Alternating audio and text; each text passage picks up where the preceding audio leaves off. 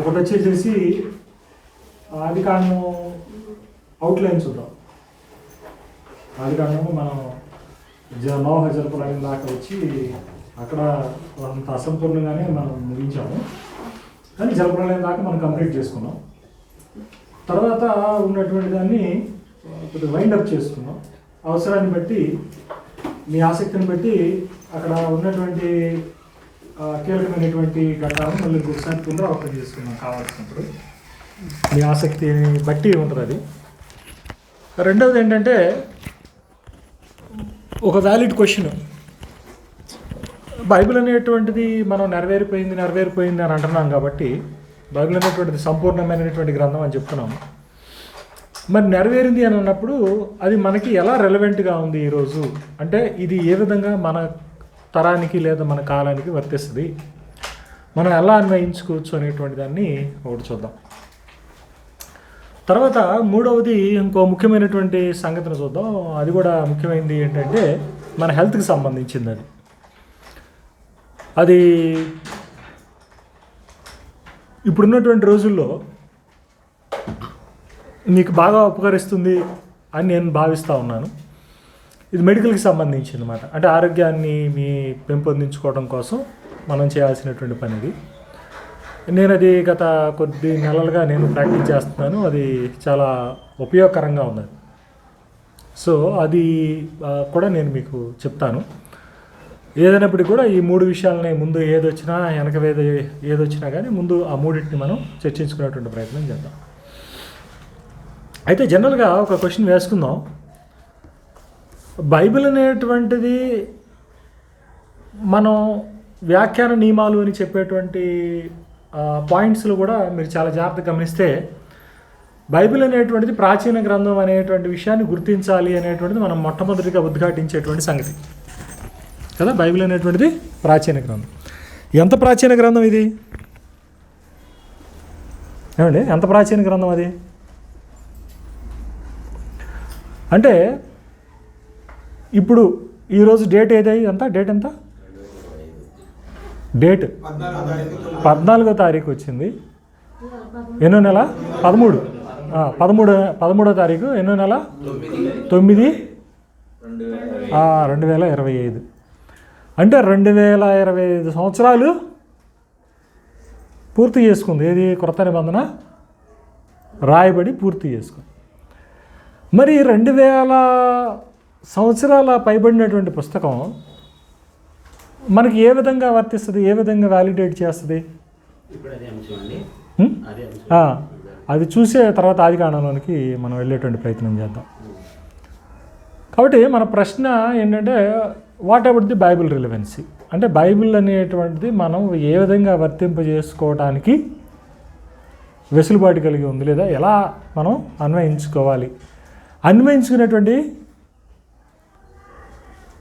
విధానం ఏంటి అసలు అనేటువంటిది కొద్దిగా మౌలికంగా చూడాల్సినటువంటి అవసరం ఉంది ఇక్కడ. ఎందుకంటే ఆది కాండంలోకి వెళ్ళాలన్నా కానీ అక్కడికి వెళ్ళి మళ్ళీ ఇక్కడికి వచ్చే కన్నా కూడా ఎక్కడి నుంచి దాంట్లోకి వెళ్తేనే బెటర్ అనిపించింది నాకు ఒక సెకండ్లోనే. అందుకని నేను ఎమ్మటే ఇది చేశాను అనమాట. ఇక్కడ ముఖ్యంగా మనం తెలుసుకోవాల్సింది మొట్టమొదటి పాయింట్ ఏంటంటే మన సమాజం ఏదైతే ఉందో, మానవ సమాజం ఏదైతే ఉందో గాడ్ సెంటర్డ్గా నిర్మితమైనటువంటి సమాజాలు అనేటువంటి సంగతిని మనం గుర్తుపెట్టుకోవాలి.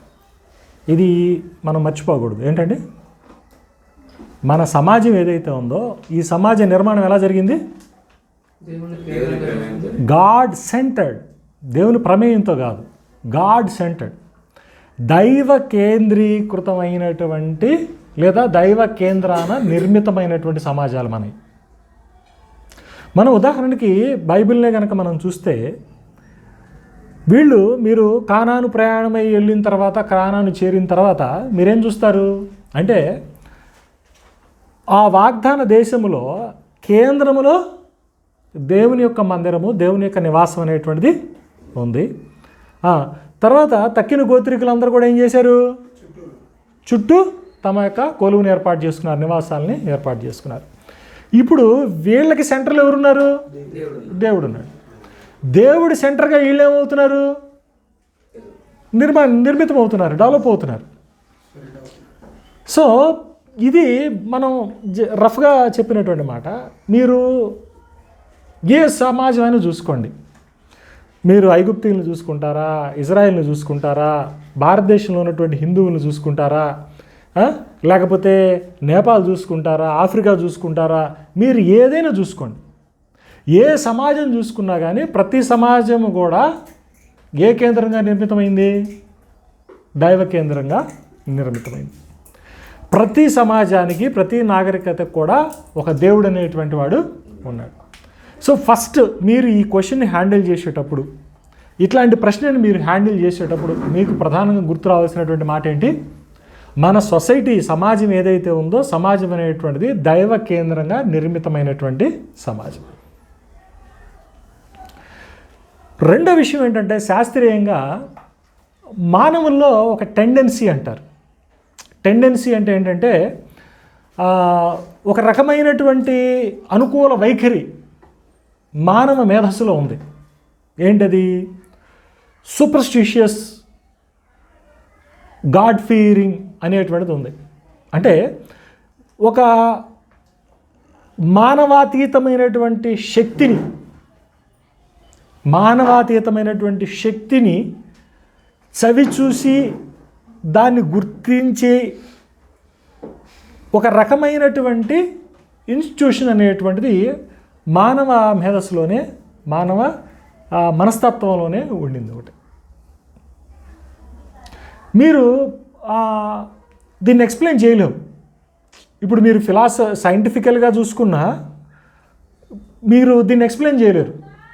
అంటే ఏంటి? కొన్ని విషయాలు మార్మయుక్తంగా మనిషి యొక్క మనసు గ్రహిస్తూ ఉంటుంది. దీన్ని మీరు ఇది ఎట్లా గ్రహించగలుగుతున్నావు, ఏంటి దీని హేతువు ఏంటి అని అంటే, దీనికి ఒక నిర్దిష్టమైనటువంటి ఫార్ములా లేదు, దీన్ని బట్టి నేను ఇట్లా అనుకుంటున్నాను అని. సో ఈ సూపర్స్టిషియస్ టెండెన్సీ అనేటువంటిది, ఆ వైఖరి అనేటువంటిది ఏదైతే ఉందో, ఇది కొన్ని వేళ్ల తరబడినటువంటి, ఇప్పుడు మానవుల యొక్క ఉనికి అనేటువంటిది కొన్ని వేల సంవత్సరాల నుంచి వస్తున్నది.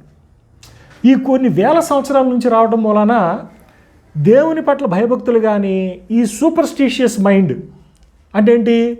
మానవాతీతమైనటువంటి ఒక ఇంద్రియ శక్తి, గ్రహణ శక్తి అనేటువంటిది మానవుల్లో ఉండటం అనేటువంటిది ఈ పరిణామ క్రమంలో జరిగిందో. అంటే ఏంటి? మానవులు ఉద్భవించి దైవ కేంద్రమైనటువంటి సొసైటీలు ప్రారంభించబడి వస్తూ ఉన్న తర్వాత ఇది ఏర్పడిందా, లేకపోతే ఇది జన్యుపరంగా అది సంక్రమిస్తుందా అనేటువంటిది తెలియదు. కానీ ఆ టెండెన్సీ అనేటువంటిది మానవుల్లో ఉంది అనేటువంటి విషయాన్ని మనం గమనించాలి. మనిషి భయపడటం అనేటువంటిది కావచ్చు, మనిషి బియాండ్ అంటే మనకు కనబడేటువంటి ఈ పరిధికి మించి వెనకాల ఏదో ఉంది అని గ్రహించగలిగి, ఒక ప్రమాదాన్ని లేకపోతే ఒక శక్తిని ఊహించగలిగేటువంటి ఒక టెండెన్సీ అనేటువంటిది ఉన్నట్టుగా మనస్తత్వ శాస్త్ర నిపుణులు కూడా చెబుతున్నారు. ఓకే, ఈ రెండు ప్రధానంగా మనం గుర్తుపెట్టుకోవాలి. అంటే మానవ మేధస్సు అనేటువంటిది ఈ ఈ ఈ ప్రకృతికి అతీతమైనటువంటి ఒక బాహ్య శక్తిని, ఉనికిని గుర్తిస్తున్నట్టుగా, గ్రహిస్తున్నట్టుగా స్వభావం కలిగి ఉన్నారు అనేటువంటి దాన్ని ఒకటి గమనించాలి. రెండవది ఏం గమనించాలి మనం? మొట్టమొదటిగా మన సమాజాలు అనేటువంటిది దైవ కేంద్రంగా నిర్మితమైనటువంటి సమాజం అనేటువంటిది గుర్తించాలి. చాలామంది ఒక వాదం తీసుకొస్తూ ఉంటారు, సొసైటీలో నుంచి దేవుణ్ణి తీసేద్దాము, దేవుడు అనేటువంటి కాన్సెప్టు ఆధారం చేసుకొని చాలా దారుణాలు జరిగినాయి అనేటువంటిది ఒక లెక్క ఉంది. హేతువాదులు కూడా ఏమంటారు? దేవుడు అనేటువంటి వాడు లేడు అనేటువంటి ఆర్గ్యుమెంట్ తీసుకొస్తూ ఉంటారు. ఇది ప్రాక్టికల్గా కనుక ఆలోచిస్తే దేవుడిని సమాజంలో నుంచి తీయటం అనేటువంటిది అసంభవం. నేను చెప్పేది బాగా అర్థం చేసుకోండి. సమాజంలో నుంచి అంటే మనం సీడ్లెస్ మామిడికాయని పుట్టియచ్చు,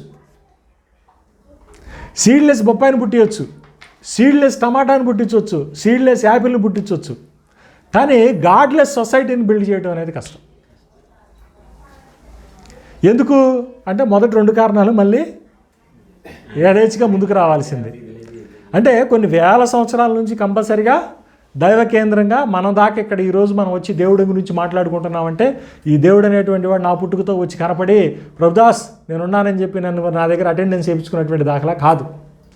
కొన్ని వేల సంవత్సరాల నుంచి దేవుని యొక్క ఉనికికి సంబంధించినటువంటి ఆధారాలు ఉన్నాయి. 1. 2, ఎన్నో నాగరికతలు, ఎన్నో మనం ఎట్లున్నాం కదా, మనకెందు అనేకమైనటువంటి నాగరికతలు, అనేకమైన చచ్చిపోయినటువంటి వాళ్ళు ఉన్నారు. కొన్ని తరాలు, వేల తరాలు ఉన్నాయి. ఇన్ని తరాల్లో కూడా ఎప్పటికప్పుడు తవ్వుతుంటే ఆ తరానికి సంబంధించినటువంటి దేవుడి రూపమో ఏదో ఒకటి బయటపడుతూ ఉంటుంది. అది విగ్రహారాధన, లేకపోతే విగ్రహమా, లేకపోతే వాళ్ళ పూర్వీకుడే దేవుడిగా చలామణి అయ్యాడా, పెద్దగా చలామణి అయ్యాడా, అవన్నీ వేరే వేరే విషయాలు. కానీ మన సొసైటీస్ అనేది గాడ్ సెంటర్డ్ సొసైటీస్ అనేది గుర్తుపెట్టుకోండి. 2ది, we have a tendency for supernatural force or being. ఈ టెండెన్సీ అనేటువంటిది మానవ సైకాలజీలోనే ఉంది అనేటువంటి విషయాన్ని మనం గమనించాలి. గమనించిన తర్వాత 3వది, సొసైటీలో నుంచి దేవుణ్ణి తీయటం అనేటువంటిది అసంభవం అనేటువంటి విషయం మీకు బోధపడాలి. అసంభవం ఎందుకు? మీరు ప్రాక్టికల్గా చెప్పండి. నేను అంటే మరీ స్పిరిచువల్గా నేను మాట్లాడను, ప్రాక్టికల్గానే చెప్తున్నా. ఎంత అసంభవం అంటే, ఇప్పుడు ఉదాహరణకి నేను దేవుడు అనేటువంటి కాన్సెప్ట్ నేను మర్చిపోవాలనుకున్నా, నేను తీసేద్దాం అనుకున్నా. నా పరిధిలో నేనేం చేస్తున్నానంటే దండయాత్ర చేస్తున్నా, దేవుడిని తీసేయాలి, దేవుడు అనేటువంటి వాడు ఉండకూడదు, గుళ్ళను ధ్వంసం చేయాలి అని భీష్మించుకుని కూర్చున్నా. నేను పోతా ఉన్నా. ఇప్పుడు నా వయసు ఒక నిర్దిష్టంగా ఎంత ఉంది. నేను ఈ పని ఎంతకాలం చేయగలుగుతాను? మా అయితే 10 ఏళ్ళు చేస్తాను. ఈ 10 ఏళ్ళు కాదు 20 ఏళ్ళు చేశానండి, ఓపిక ఉన్నంతవరకు చేశాను. ఓపిక ఉన్నంత దూరం ఈ ధ్వంసం చేసుకుంటా, నాశనం చేసుకుంటా ఎంత దూరం పోగలను? ఒక 10 కిలోమీటర్లు పోయాను అనుకోండి, లేదనుకోండి మన ఆంధ్ర వరకు పోయాను అనుకోండి, ఆంధ్ర బోర్డర్ దాకా పోయాను అనుకోండి. ఈ ఆంధ్ర బోర్డర్ దాకా చేరేతలకి ఇక్కడ ఆల్రెడీ నేను అక్కడి నుంచి నాశనం మొదలు పెట్టాను, మళ్ళీ అక్కడి నుంచి చికిత్సడం మొదలు పెడతా ఉంటుంది. అంటే నేను ముందుకు వెళ్తున్నాను అనుకుంటున్నా కానీ వెనక నుంచి ఏమవుతూ ఉంటుంది, దానికి సంబంధించినటువంటి ఆనవాళ్ళు వస్తూనే ఉంటాయి. నేను పెద్దోడిని, నాకన్నా చిన్నోడు ఉంటాడుగా, వాడు తీసుకొస్తాడు బయటికి. సో ఇది ఎరాడికేట్ చేయటం అనేటువంటిది అసంభవం. మనం కూడా ఎప్పుడు చెబుతామంటే సువార్త సర్వలోకానికి ప్రకటించబడిన అడి తర్వాత అంతమొచ్చున్నాను అన్నప్పుడు ఇది ప్రాక్టికల్గా జరిగేది పని కాదంటాం. ఏది భవిష్యత్తులో కనుక జరగాలంటే. ఎందుకు? సెకండ్కి వేల మంది పిల్లలు పుడుతున్నారు, వేల మంది పెరుగుతున్నారు, లక్షల్లో ఉంటుంది సంఖ్య ప్రపంచ జనాభా కనుక చూసుకుంటే. నేను ఈ దేశంలో ఏళ్ళకి చెప్పాను అంతం రావాలనే లోపల పుట్టి లైన్లో ఉన్నటువంటి వాళ్ళు ఎంతమంది ఉంటారు? మరి జరిగే పనేనా? జరగదు. కాబట్టి దేవుణ్ణి ఎరాడికేట్ చేయటం అనేటువంటిది అసంభవం అనేటువంటిది అని మనం తెలుసుకోవాలి. తర్వాత 4వది, మరి దేవుళ్ళు అనేటువంటి వాళ్ళు ప్రతి నాగరికతలోనూ ప్రతి సమాజంలోనూ ఉండారా లేదా? ఇప్పుడు మీరు హిందువులను అడిగారు అనుకోండి, హిందువులకు ఎంతమంది ఉన్నారు? 3 కోట్ల దేవీ దేవతలే ఉండే అని చెప్పారు. అన్నప్పుడు వాళ్ళు ఏమంటారు, కాదు అది దేవతాఖండం అన్నారు, అది కాదు ఇది కాదు అని చెప్పి వాళ్ళు తగ్గించినా కానీ ఆ బాబా అని ఈ బాబా అని ఆ స్వామి అని ఈ స్వామి అని చెప్పి ఎంతమంది ఉన్నారు? దేవుళ్ళుగా చాలామంది అవుతున్న వాళ్ళే లెక్కబట్టలేనంతమంది ఉన్నారు దేశంలో. దేవుళ్ళుగా చాలామంది అవుతున్నటువంటి ఉన్నారా లేదా? మరి వాళ్ళ సంఖ్య అంత విపరీతంగా ఉంది. కానీ ఇక్కడ మనం 4గా మనం తెలుసుకునేది ఏంటి అని అంటే, దేవుడు అనేటువంటి వాడు ఉన్నాడు అనేటువంటిది నిర్వివాదమైనటువంటి అంశం అనేటువంటి సంగతి నేను మొదట్లోనే చెప్పాను. ఇదే మాట వాడే, నిర్వివాదమైనటువంటి అంశం. ఏది? దేవుడు ఉన్నాడా లేదా అనేటువంటిది ఎలాంటిది? నిర్వివాదమైనటువంటి అంశం. దాని మీద నువ్వు చర్చించి అరే నేను లేదనుకుంటున్నాను, నాకు కనపడతలేదు కాబట్టి లేడనుకుంటున్నాను అని చెప్పటానికి నీకు అక్కడ పాసిబిలిటీ లేదు. ఎందుకంటే creation it self is evident that God exist. సృష్టి యొక్క ఉనికి ఏదైతే ఉందో అదే ఏం చెబుతుంది? దీనికి ఒక కర్త అనేటువంటి వాడు కంపల్సరీగా ఉన్నాడు అనేటువంటి విషయాన్ని చూపిస్తుంది. దీంట్లో మనం చెప్పేది ఏంటి అని అంటే, మతాలు అనేటువంటి అనేకం ఉన్నాయి, దేవుళ్ళు అనేటువంటి వాళ్ళు అనేకులు ఉన్నారు. కానీ దీంట్లో మనం సూచించేది ఏంటంటే బెస్ట్ ఏంటి అనేటువంటిది మనం చూసుకోవాలి. ఇది నేను బెస్ట్ అని నేను ఎందుకు అంటున్నానంటే, మనకేమున్నాయి? మతాలు ఉన్నాయి, దేవుళ్ళు అనేటువంటి వాళ్ళు గుట్ల గుట్లగా ఉండారు. ఎన్నో మతాలు ఉన్నాయి, ఎందరో దేవుళ్ళు ఉన్నారు. కానీ నీకేం కావాలి ఇప్పుడు?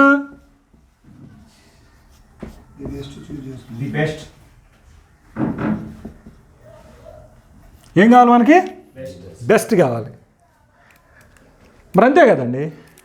నేను వరల్డ్ బైబిల్ స్కూల్లో కరస్పాండెన్స్ కోర్స్ చేస్తున్నప్పుడు ఒక ప్రశ్న హ్యాండిల్ చేయాల్సి వచ్చింది. అంటే నేను ప్రశ్న వేసా, నాకు వాళ్ళ పాఠాలన్నీ ఎంటా ఉన్న తర్వాత రుచి లేదు పసి లేదు. అప్పుడు నేను చప్పగా ఉండి అని చెప్పేసి నేనేమన్నానంటే, మన భారతదేశం అనేటువంటిది హిందూ దేశం. మనకి పదుల సంఖ్యలో గ్రంథాలు ఉన్నాయి. మనకేంది బైబిల్ ఒకటేగా. వాళ్ళకి రాయబడ్డాయి ఉండే, పలకబడ్డాయి ఉండే. దాంట్లో మళ్ళీ రామాయణ భారత భాగవతాల్లో చాలా శాఖలుగా చాలా కామెంటరీ చాలా ఉన్నాయి వాళ్ళకి. ఒకటని కాదు, దాదాపు 60,000-70,000 పుస్తకాలు ఉన్నాయి వాళ్ళకి. అవి ఇంకా నేను ఒక ఓల్డ్ ఇయర్ చెప్పేది, కొన్ని చారిత్రక నేపథ్యం కలిగినటువంటి చెబుతున్నా. అన్నీ ఉన్నప్పుడు నీకేం ఒకటి ఉందేగా, ఒకటే ఉంది నీకుంది ఒకటే. ఆడి దగ్గర ఏమన్నా చాలా ఉన్నాయి. ఇప్పుడు చూడండి, హిందూ దేశంలో హిందూ దేవుళ్ళు ఉన్నారు, హిందూ పవిత్ర గ్రంథాలు ఉన్నాయి. 2 మీరు ఇజ్రాయెల్ దేశం లేకపోతే మిడిల్ ఈస్ట్కి వెళ్ళినప్పుడు మీకేం కనపడుతుంది? ఇజ్రాయేల్ గ్రంథాలు కనపడుతున్నాయి. మహమ్మదీయులు కనుక చూస్తే వాళ్ళకి సంబంధించినటువంటి ఖురాను గ్రంథాలు కనపడుతున్నాయి. బుద్ధుడికి సంబంధించిన కనుక దేవుడు లేడు అనేటువంటి బుద్ధుడిని చూసుకున్నా కానీ వాడికి కూడా పవిత్ర గ్రంథాలు ఉన్నాయి. వాళ్ళకి లీడ్ ఎవరు? గౌతమ్ బుద్ధుని యొక్క బోధనలు. సిక్కులకి వాళ్ళకి సంబంధించినటువంటి గ్రంథం ఉంది. ఇట్లా ప్రతి వాడికి గ్రంథాలు ఇన్ని ఉన్నప్పుడు వై బైబిల్?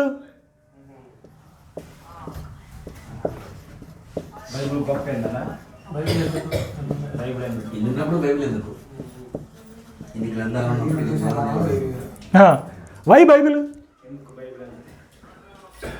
ఇప్పుడు మీకు జనరల్ క్వశ్చనే వేస్తున్నానయ్యా, నువ్వేం చేస్తా? హోటల్ పెట్టావు, కర్రీ పాయింట్ పెట్టావు. నర్సాపేటలో ఎన్ని కర్రీ పాయింట్లు ఉంటాయి? ఎన్ని? ఒక 50 ఉంటాయా? ఓ 30 ఉంటాయా? 50 ఉంటాయి. 50 ఉంటే నాకు ఒకటి చెప్పు, నేను ఎందుకు వేరే దగ్గర కర్రీ కొనాలి చెప్పు నాకు. మీరేం చేస్తారు బ్రదరు? మీరు టీచరు, మీరు కొట్టు, మీ కొట్టులో నేను ఎందుకు తీసుకోవాలి సరుకులు చెప్పండి? చాలా లేవు, మీరున్న ఏరియాలో చాలా లేవు.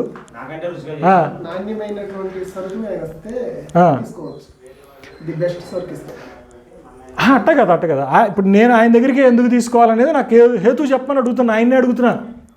ఇప్పుడు నేను నీ దగ్గరే కర్రీ ఎందుకు కొనాలని నేను నిన్ను అడుగుతున్నా, హేతు అడుగుతున్నా, కారణం అడుగుతున్నా. స్నేహితుడిని తీసుకుని అన్నాలు తీసుకుంటాడు. నేను అడుగుతున్నా, నేను నీ దగ్గరే నేను పాఠాలు ఎందుకు వినాలి? ఇప్పుడు నేను నీ శాంసంగ్ క్లాసులు చెబుతాడు, బల్లో పొంతులుగా చేస్తున్నా. టీచరేనా? టీచరే. ఏంటి సబ్జెక్ట్ ఏంటి? ఇంగ్లీష్ చెబుతాడు. నేను ఆయన దగ్గరే ఆయన్నే నేను నా స్కూల్లో టీచర్కి ఎందుకు పెట్టుకోవాలి? ఆయన చేత ఇంగ్లీష్ ఎందుకు చేయించుకోవాలి నేను? వై అనే క్వశ్చన్ వేసుకుంటే ఏమి రావాలి?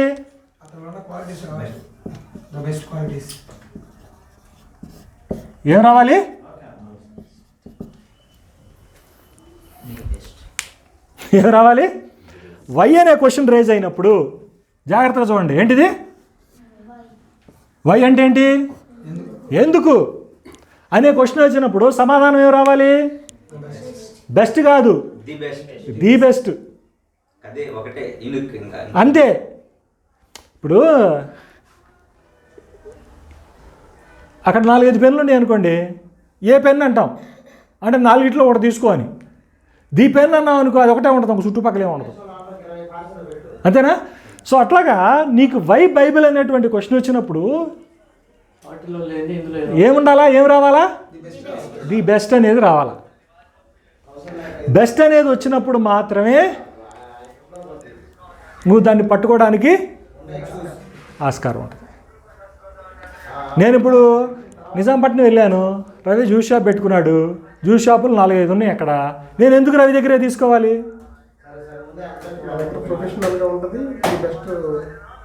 ప్రొఫెషనల్గానే అందరూ పెడతారు. కొట్టు పెట్టారంటే ప్రొఫెషనాలిటీలోకి వెళ్ళినట్టే కదా. రోజు చేసేది ప్రొఫెషనల్ అయిపోద్ది. ది బెస్ట్ ఏంటి? ఆయన ఏం చెప్తాడు?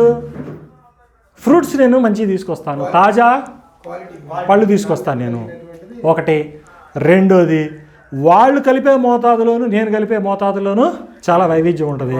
వాళ్ళు చక్కెర ఎక్కువ కలుపుతారు, నీళ్ళు ఎక్కువ పోతారు. నేను చక్కెర తక్కువ కలుపుతాను, పండ్ల రసాన్ని ఎక్కువగా వాడతాను అంటాడు. వైవిధ్యం కనపడింది ఎక్కడ? ఒకటే కావచ్చు. ఆయన దగ్గర కూడా యాపిల్కాయ ఉంది, ఆయన దగ్గర కూడా పైనాపిల్ ఉంది, ఆయన దగ్గర కూడా ద్రాక్ష పళ్ళు జ్యూస్ ఉంది. కానీ తేడా ఎక్కడుంది? ఎక్కడుంది? క్వాలిటీలో తేడా వస్తుంది. క్వాలిటీ అనేటువంటిది ఏం చేస్తుంది? దాన్ని బెస్ట్ చేస్తుంది. నువ్వు అక్కడికి వెళ్ళడానికి కారణం అనేటువంటిది చూపిస్తుంది, కారణం చూపుతుంది. That is the best. నేను ఎందుకు తీసుకోవాలి మీ కొట్లో సరుకులు? క్వాలిటీ సరుకులు మీరు తీసుకొస్తారు. పుచ్చు ఉండదు, తర్వాత ఏముండదు, రాళ్ళు రప్పలు ఉండదు, తాజాగా ఉంటాయి. తర్వాత ఏం చేస్తారు మీరు కావాలి అని అంటే? కావాలంటే మాకు ఇంకా బెస్ట్ సర్వీస్ కింద ఈరోజు తీసుకెళ్ళి రేపు డబ్బులు ఇవ్వండి అని కూడా అంటాను. అందుకని నేను నీ దగ్గరికి వస్తా. అంతే కదా. అట్లాగే ఎందుకు ఆయన ఇంగ్లీషు? ఆయన బాగా చదువుకున్నాడు, ఆయన బాగా చెప్తాడు, రీజనబుల్గా పనిచేస్తాడు, ఆయన పెట్టుకున్నటువంటి టయానికి ఆయన అంకిత భావంతో పనిచేస్తాడు, న్యాయం చేస్తాడు. So he gives the best. కాబట్టి ఆయన అక్కడ తీసుకుంటారు. నీ కర్రీలు ఎందుకు తీసుకోవాలి? ఇక్కడ ఉన్నటువంటి వాళ్ళు ఏముండాలా? The best. నువ్వు క్వాలిటీ అనేటువంటిది కావచ్చు, క్వాంటిటీ అనేటువంటిది కావచ్చు, నువ్వు ఏదో ఒకటి ప్రొవైడ్ చేస్తావు కాబట్టి అదేమవుతుంది? బెస్ట్ అవుతుంది. సో ఇన్ని మత గ్రంథాలు ఉన్నప్పుడు ఎందుకు బైబిలు బెస్ట్?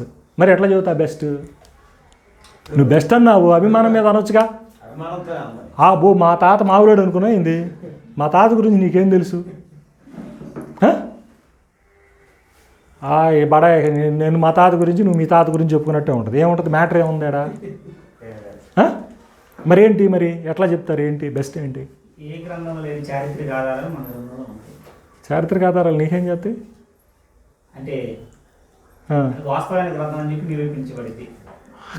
అదే ఇది వాస్తవం అని కాదు కాదు కాదు కాదు కాదు కాదు కాదు కాదు ఆ లెక్క వచ్చారనుకోండి.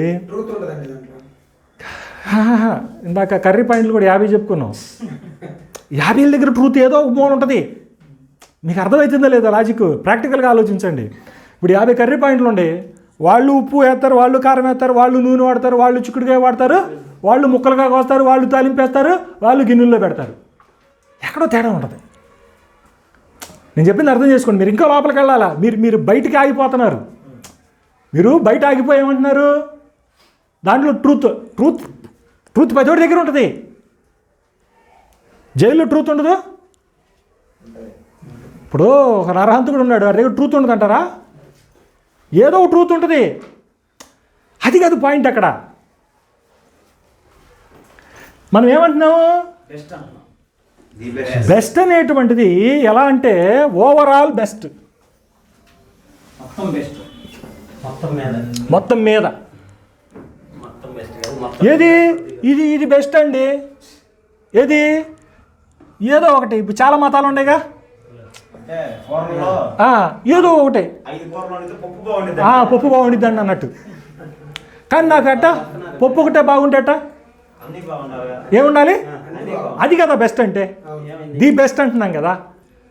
ఒకటి ఫస్ట్ మన సోదరుడు ఉన్నాడు, చారిత్రక ఆధారాలు ఉన్నాయన్నాడు. చారిత్రక ఆధారాలు ఎవరికి లేవు? హిందువులకు లేవా చారిత్రక ఆధారాలు?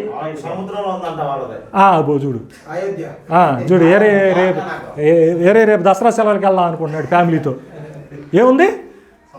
చారిత్రక ఆధారం ఉందని అంటున్నారు. మీకు గుడిమల్లం అని ఉంది నెల్లూరు దగ్గర. ఎక్కడ? గుడిమల్లం, నెల్లూరు దగ్గర. 3వ శతాబ్దానికి సంబంధించినటువంటి శివలింగం ఉంది అక్కడ. ఎక్కడ లేదు, అక్కడ ఒక్క చోట ఉంది. ఏది? ఎప్పుడుది? 3వ శతాబ్దానికి సంబంధించింది ఉంది. అయితే చారిత్రక ఆధారాలు దానికి లేవు. ఇప్పుడు గుళ్ళు ఉండే, ఎన్ని గుళ్ళు లేవు? ప్రతి గుడి, ఏ గుడి తీసుకున్నా కానీ 200, 300, 500, 600 ప్రతిదానికి లెగసీ ఉంది. మరి చారిత్రక ఆధారాలు వాళ్ళకే ఉన్నాయి. అటు పెద్ద పెద్ద కొండ మీద పెద్ద పెద్ద అరలేసి రాముడు పాదాలు అంటాడు. ఇక్కడ అంతలో మనిషి అట్ట అంత అడుగు రాయి మీద అట్టబడింది మనకి చెప్పడం. ఏదో ఒకటి కానివ్వండి, మీకేమండి ప్రతిదానికి. ఇప్పుడు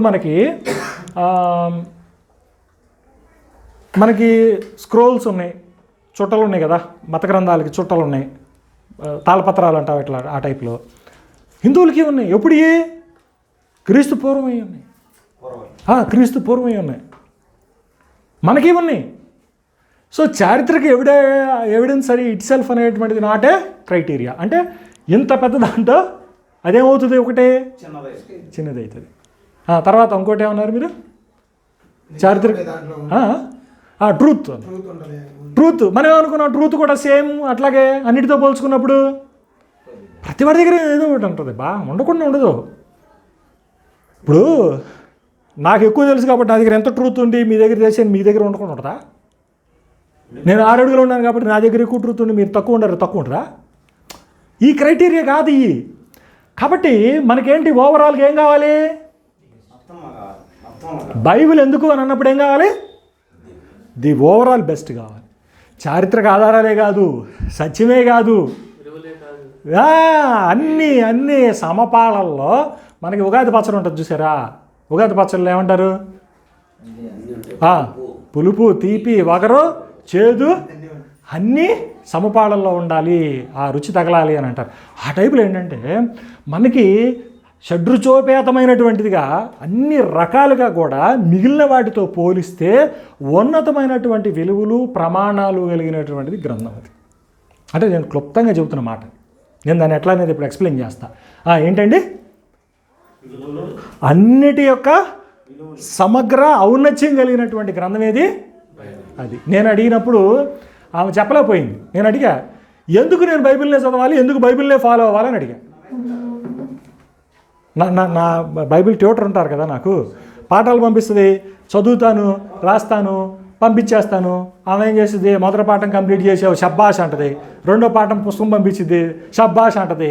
దీనివల్ల ఏమొచ్చింది, నాకు చదువుకున్నది చూసి రాయటం అని చెప్పండి, లేదా చదువుకున్నది రాయటం అని చెప్పు, కాస్త పొదును పడాలి కదా.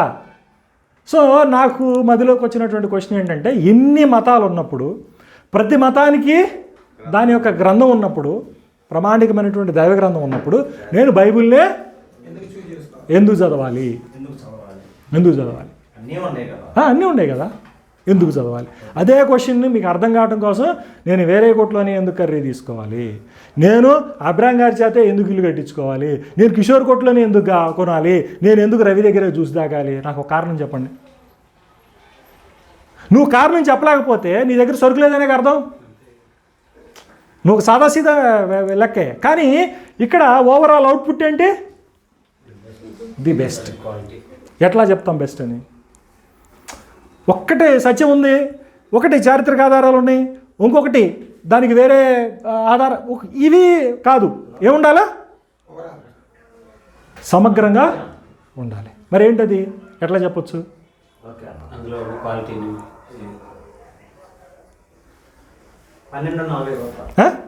చెప్పండి, నేను చెప్పింది అర్థమైందా? క్వశ్చన్ అర్థమైంది కదా? ఇది మనం ఇప్పుడు ఆలోచిద్దాం. చూడండి, ప్రశాంతంగా కూర్చోండి. పాయింట్ అయితే అర్థమైంది కదా మీకు? ఇప్పుడు చూద్దాం ఎందుకు బైబిల్ బెస్ట్. తర్వాత మళ్ళా నెక్స్ట్ క్వశ్చన్లోకి వెళ్తాం. నెక్స్ట్ క్వశ్చన్లోకి ఏంటి, బైబిల్ యొక్క రెలవెన్సీలోకి వెళ్దాం, దాని యొక్క చెల్లుబాటు విషయాన్ని గురించి కూడా మాట్లాడదాం. చెల్లుబాటు అనగా మనకి ఎట్లా వర్తిస్తుంది, వర్తించుదా అనేటువంటి సూత్ర ప్రతిపాదిక మీద కూడా మనం వద్దాం. ఇప్పుడు ఏమి నిరూపించాలి మనకి, ది బెస్ట్. కానీ ఇప్పుడు వరకు ఏంటి, మనం ఒక్కొక్క బిట్స్ అండ్ బైట్స్గా చూసాం. మనం బిట్స్ అండ్ బైట్స్ అంటే చిన్న చిన్న తునకలుగా ఆడగట. ఇది ఒక పెద్ద చిత్రాన్ని తయారు చేయదు. ఈ బిట్స్ అండ్ బైట్స్ అన్ని కలిపే రావాలా, మనకి పెద్ద చిత్రం కావాలా? చిన్న బిట్ అనేదే చిత్రం కాదు, సత్యం ఒకటి అనేటువంటిది క్రైటీరియా కాదు. ఏముండాలా, అన్ని తునకలు కూడా వచ్చి ప్రహేళిక అంటారు, పజిల్ లాగా ఒక చక్కని ఆకారాన్ని, ఒక రూపుని ఇవ్వాలన్నమాట. అదవుతుందా? అట్లా రావాలి. సో దీనికి మనం చూడండి, మనం ఉన్నటువంటి సమాజం ఏదైతే ఉందో మనం మొట్టమొదటిగా చెప్పుకున్నాం ఏమని, ఇది దైవ కేంద్రమైనటువంటి నిర్మితమైనటువంటి మనుగడలో ఉన్నటువంటి సమాజం కదా. మరి ఇదే ప్రభావం అందరి మీద కూడా ఉందిగా. ఇప్పుడు భారతదేశంలో ఎవరున్నారు? హిందువులు ఉన్నారు. వాళ్ళు దేవుడు అంటే నమ్ముతారు, కాకపోతే విగ్రహాలను దేవుడు అంటారు. మనం ఇప్పుడు వాళ్ళు దేవుడు నమ్ముతున్నారు, దేవుడు లేడనేటువంటి వాళ్ళకు కూడా ఒక మూల పురుషుడిలాగా దేవుడిలాగా బుద్ధుడు ఉన్నాడు. బుద్ధుడు దేవుడు లేడు అంటాడు, కానీ బుద్ధుడు కాలక్రమేణా ఏమైపోయాడు? దేవుడు అయ్యాడు. వాళ్ళకి ఏమున్నాయి? పాలీ భాషలో వాళ్ళకి గ్రంథాలు ఉన్నాయి. జొరాస్ట్రియన్ మతం ఉంది, పర్షియన్ది జొరాస్ట్రియన్ మత గ్రంథం ఉంది. ఇట్లాగా బాబిలోనియన్లకి ఏంటి, జొరాస్ట్రియన్లకి ఏంటి, పర్షియన్లకి ఏంటి, ప్రతి వాళ్ళకు కూడా ఏముంది? వాళ్ళకి సంబంధించినటువంటి గ్రంథాలు అనేటువంటివి ఉన్నాయి. ఇప్పుడు చూడండి, మరి ఇన్ని సమాజాల్లో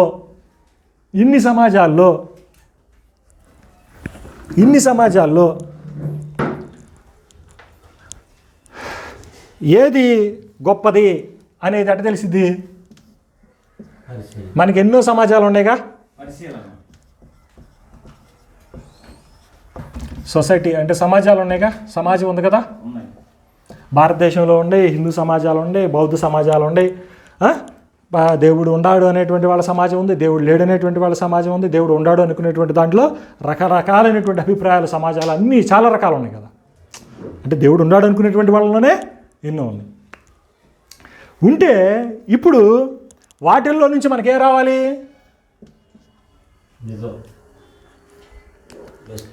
ఏం రావాలి? ఈ సొసైటీ అన్నింటిలో నుంచి బెస్ట్ చూద్దాం.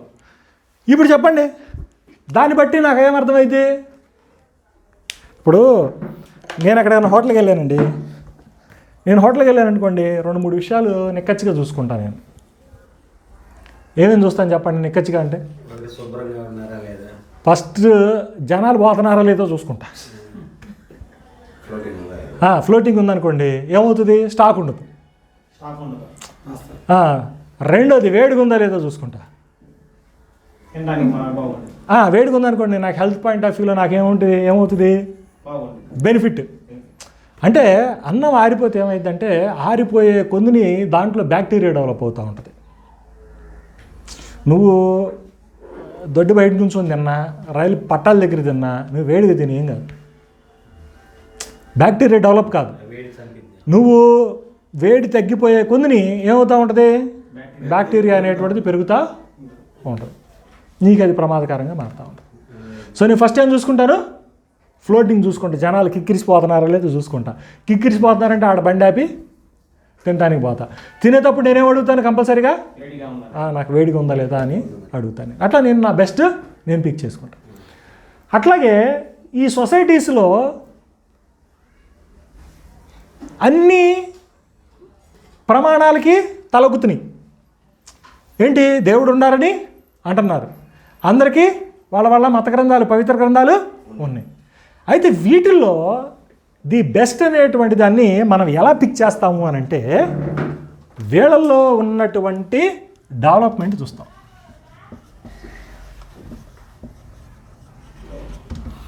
ఏం చూస్తాం? మొట్టమొదటిగా డెవలప్మెంట్ చూస్తాం. తర్వాత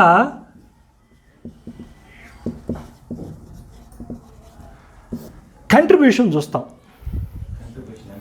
కంట్రిబ్యూషన్ అంటే వీళ్ళు సమాజానికి ఏమి ఇచ్చారు, వీళ్ళు సమాజంలో ఎలాంటి పాత్రను పోషిస్తున్నారు. వీళ్ళు ఇప్పుడు ఇది పేట ఏంటిది?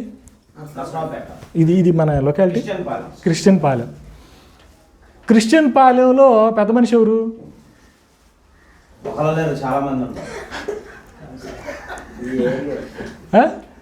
ఇప్పుడు పలానా అనేటువంటి మాట వస్తుంది. ఇప్పుడు పతోడు నేనే మోనార్క్ని అనుకున్నారు అని అంటే అక్కడ ఆర్డర్ లేదని అర్థం. మనకి అతనిలో ఏంటి నీకు నచ్చింది ఏంటి? ఆయన ఎందుకు ఆ లీడర్షిప్ నువ్వు ఇస్తున్నావు? ఆ గౌరవం ఎందుకు ఇస్తున్నావు ఆయనలో? మంచి పనులు ఏదైనా చేస్తే న్యాయం చేస్తాడనో, ఆ, కనీసం కొన్ని విషయాల్లోనే చక్కగా ఉంటాడనో. ఆ, అంటే వాళ్ళు మన సమాజానికి, మన కుటుంబానికి లేదా వ్యక్తిగతంగా మనకి ఎలాంటి డెవలప్మెంట్ కావచ్చు, ఎలాంటి భూమికను పోషించి మన అభ్యున్నతికి తోడ్పడుతున్నారు అనేటువంటిది మనకు ప్రధానం అక్కడ. ఇప్పుడు మనం ఒకడిని అన్నా అని మనం పలకరించి, అన్నా అని మనం వాళ్ళని గౌరవించి, అన్నా అని మనం వెనకాల వెళ్తున్నాము అని అంటే దాని అర్థం ఏంటి? అతను కొన్ని ఆ విషయాలు వ్యక్తి ఈ సమాజం గౌరవిస్తుంది అంటే ఆ సమాజాన్ని యొక్క డెవలప్మెంట్గా కంపల్సరీగా కారణమై ఉంటాడు, ఏదో ఒక రకంగా ఉంటాడు. తర్వాత రెండోది ఆయన కంట్రిబ్యూషన్ ఉంటుంది. ఏది? ఆ ఉన్నటువంటి సమాజానికి కానీ, ఆ ప్రాంతానికి కానీ, అక్కడ ఉన్నటువంటి వ్యక్తిగత కొంతమంది జీవితాల మీద కానీ అతని యొక్క ప్రభావం అనేటువంటిది కంపల్సరీగా ఉంటుంది. నాకు ఒక చిన్న ఇబ్బంది అయింది, నేను జైలుకి వెళ్ళాను, నన్ను పోలీసులు స్టేషన్కి తీసుకెళ్ళారు, కూర్చోబెట్టారు. అప్పుడు ఆ అన్న వచ్చాడు, అబ్రాంగారే వచ్చాడు, బెయిల్ ఇచ్చాడు. ఇప్పుడు నాకు ఎట్టుంటాడు ఆయన? నా జీవితంలో ఆయన ఒక పాత్ర కనబడుతుందా లేదా నాకు? అప్పుడు విలువ ఆటోమేటిక్గా వస్తుంది కదా. అట్లాగా మనం ఏం చూసుకుంటాము? ది బెస్ట్ అనేటువంటి దాన్ని ఎట్లా నిర్ధారణ చేస్తామని అంటే development contribution for the society. పైన మూలంలో రాశాను చూడండి, సొసైటీ. అర్థమవుతుందా? ఇది ఒక క్రైటీరియాగా తీసుకుందాం మనం. ఎట్లా తీసుకుందాం? ఒక క్రైటీరియాగా తీసుకుందాం మనం. సమాజం అనేటువంటిది ఏది డెవలప్ అవుతుంది? ఎన్ని సమాజాలేగా? హిందూ సమాజం ఉంది, క్రిస్టియన్ సమాజం ఉంది, అన్ని సమాజాలేగా. ఎన్ని సమాజాల్లో భిన్నమైనటువంటి మతాలు ఉన్నాయి ఇక్కడ. సో ఏది డెవలప్మెంట్ దిశగా పోతుంది అనేటువంటిది మనకి క్రైటీరియా. యాజ్ అ ఓవరాల్ మానవాళి మొత్తానికి కూడా వీళ్ళు ఎలాంటి సేవ చేస్తున్నారు, ఎలాంటి భూమికను పోషిస్తున్నారు, వాళ్ళ యొక్క పాత్ర ఎలా ఉంది. ఎందుకు? ప్రతివాడు కూడా దేన్ని బట్టి గైడ్ అవుతాడు? మత గ్రంథాలను బట్టే కదా. నీకు ప్రమాణం ఏంటి సురేష్? నీకు ప్రమాణం ఏంటి ఏరియా? అదే ఒక ముస్లింని అడిగితే ఏమంటాడు? హిందువుని అడిగితే ఏమంటాడు? భగవద్గీత, ఖురాన్, ఏదో ఒకటి, రామాయణం, మహాభారతం ఏదో చెబుతాడు.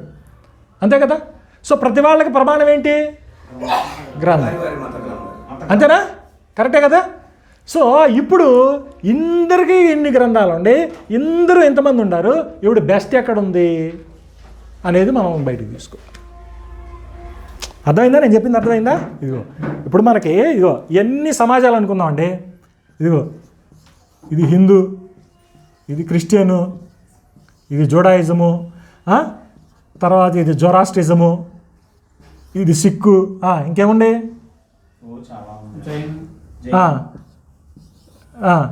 ఇంకేముండే, చాలా ఉండే కదా.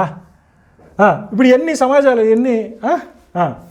ఇప్పుడు దీంట్లో ఏం చేయాలి? ఇప్పుడు మనం పిక్ చేయాలంటే వీటిలో నాకేం కావాలి? బెస్ట్ కావాలి. ఈ బెస్ట్ కావాలంటే ఏం చూసుకుంటాను నేను ఇప్పుడు? ఎవరు డెవలప్మెంట్ అయ్యాడు, తర్వాత సొసైటీకి వాళ్ళ కంట్రిబ్యూషను ఎలా ఉంది. సొసైటీకి కంట్రిబ్యూషన్ అనే కన్నా కూడా హ్యుమానిటీకి వాళ్ళ కంట్రిబ్యూషన్ ఎలా ఉంది, అంటే మానవాళికి వాళ్ళ యొక్క మానవ శ్రేయస్కి వాళ్ళ యొక్క కంట్రిబ్యూషన్ అంటే ఏంటి? ప్రోద్బలం అనేటువంటిది ఎలా ఉంది అనేటువంటిది నిర్ణయించాలి. ఆ రెండు మనం క్రైటీరియాగా పెట్టుకున్నాం. ఏం పెట్టామండి? అది. ఇప్పుడు చెప్పండి అయ్యా, ఏం డెవలప్మెంట్ చేశారు వాళ్ళు?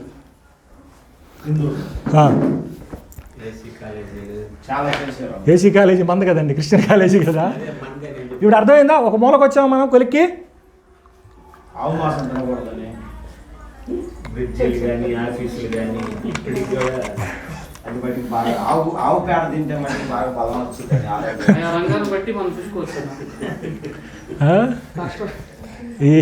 ఇవన్నీ మత దేశాలు రేపు నాటికి ఉంటుంది. కానీ ఇప్పుడు మీకు మీకు మీకు అర్థమైందా? పాయింట్ అర్థమైందా? ఇప్పుడు ఇన్ని సొసైటీస్ ఉన్నాయి. ఈ సొసైటీస్లో నేను ఒకటే చదువుతున్నాను అందరికీ, నేను మీ బైబిల్ ఎందుకు నేను ఫాలో కావాలి అని నన్ను అడుగుతారు. నేనే పెద్ద రిస్క్ తీసుకోను, చాలా సింపుల్గా చెబుతా. నేనేమంటాను తెలుసా? అవును బ్రదర్, చాలా ఉండే, అన్నీ ఒక్కొక్క మార్గమే. ఇప్పుడు నేను విజయవాడ, ఇప్పుడు గుంటూరు వెళ్ళాలా, గుంటూరుకి చాలా రకాలుగా వెళ్ళొచ్చు. సైకిల్ మీద వెళ్ళొచ్చు, నడుచుకుంటూ వెళ్ళొచ్చు, కారులో పోవచ్చు, లారీలో పోవచ్చు కదా. అట్లాగే ఈ రోడ్డుని పోవచ్చు, తిరుగుతా పోవచ్చు, అటు నుంచి రావచ్చు, ఇటు నుంచి రావచ్చు. 2-3 రకాల రోడ్లు ఉన్నాయి. నేను ఇప్పుడు చెప్పు ఏం చేయాలా? నేను వెతుక్కుంటా బెస్ట్. నేను అన్నీ విమర్శించట్లా. మీ హిందువులు ఏమో మీదేందా, మీ పేడ తింటారు, పీ తింటారు అట్లా. నేను ఇప్పుడు నువ్వు అన్న మాటకి మత విద్వేషం వచ్చింది అక్కడ బేసిక్గా. నువ్వు మమ్మల్ని అంటావా, వ్యంగ్యంగా మాట్లాడతావా అని అంటాడు. నేనేమంటున్నాను, ఇన్ని రోడ్లు ఉండయి, ఇన్ని మతాలు ఉండయి, బెస్ట్ రూట్లోకి వెళ్ళిపోదామండి. అక్కడ రోడ్లో గతుకులు ఉండవు. రోడ్డు డెవలప్మెంట్ సూపర్గా వేసాడు, స్మూత్గా ఉంటుంది. మొన్న ఏం చేశాడు? ఇప్పుడు చెప్పండి, నేను నన్ను ఇబ్బంది పెట్టానా? రవి, మీ దాంట్లో లొకలొకలు ఉండేయ్యా. మీ దాంట్లో అటు చేసింది ఏంది, ఇటు చేసింది ఏంది అన్నాడు అనుకో, నీకేముంటుంది?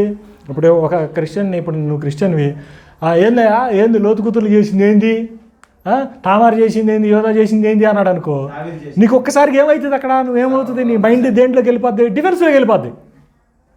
అంటే దాడిని తిప్పికొట్టేటువంటి పనిలో నువ్వు అలర్ట్ అయిపోతావు. నీకు సానుకూలమైనటువంటి వాతావరణం రాదు. నాకెందుకు, నేను అట్లా ఎందుకు డిస్టర్బ్ చేస్తాను? నేను నా విధానం అర్థమైందా మీకు? నేనేం చెబుతున్నాను? ఓకే బ్రదర్, నువ్వు ఇట్టన్నావు అనుకో, నేను ఇంకో 2 చూపిస్తా. దాంట్లో రాముడు చేసింది ఏంది, సేత్ చేసింది ఏందో, లేదా ఇంకోటి నేను 4 చూపిస్తా. ఇప్పుడు ఇదేమైంది? ఈ పాయింట్ కాదు బ్రదరు. నువ్వు చెప్పింది కరెక్టే, నేను చెప్పింది కరెక్టే. ఏది బెస్ట్ అనేది ఎట్లా తెలిసింది?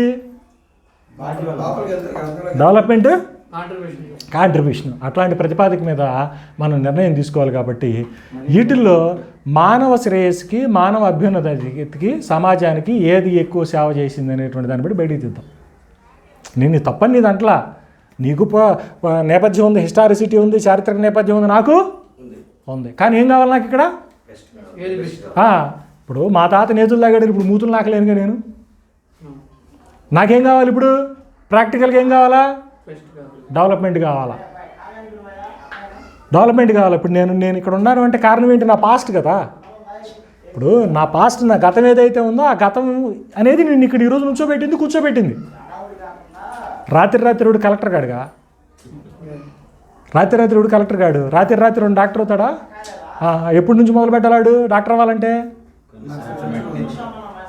ఇంజనీర్ కావాలంటే ఎప్పుడు మొదలు పెట్టాలి? రాత్రి అవుతాడు. తెల్లారిపోతుంది నేను ఇంజనీర్ని కొట్టేసుకొని. కానీ పాస్టర్ వస్తాడు రాత్రి దేవుడు కనపడ్డాడండి. సో నీ పాస్ట్ అనేటువంటిది ఏం చేస్తుంది? నీ ప్రజెంట్ని, నీ యొక్క ప్రస్తుతాన్ని నిర్ధారణ చేస్తుంది. కాబట్టి మనం ఏమంటామంటే మొత్తం ఓవరాల్గా చూసి మనం బయట తీయాలి అనేటువంటిది మనం చెప్పేటువంటి ప్రతిపాదన. ఇప్పుడు క్రిస్టియానిటీ ప్రామాణికత కలిగినటువంటి గ్రంథమైనటువంటి బైబిల్ యొక్క చొరబాటు, లేకపోతే దాని యొక్క సపోర్టు, దాని యొక్క ఇన్వాల్వ్మెంట్ ఎక్కడెక్కడ ఉంది, ఏ ఏరియాలో ఉంది అనేటువంటిది మన సమాజంలో, మానవ సమాజంలో చూద్దాం. నేనంటే సమాజం అంటే ఓన్లీ ఫర్ నాట్ క్రిస్టియన్స్,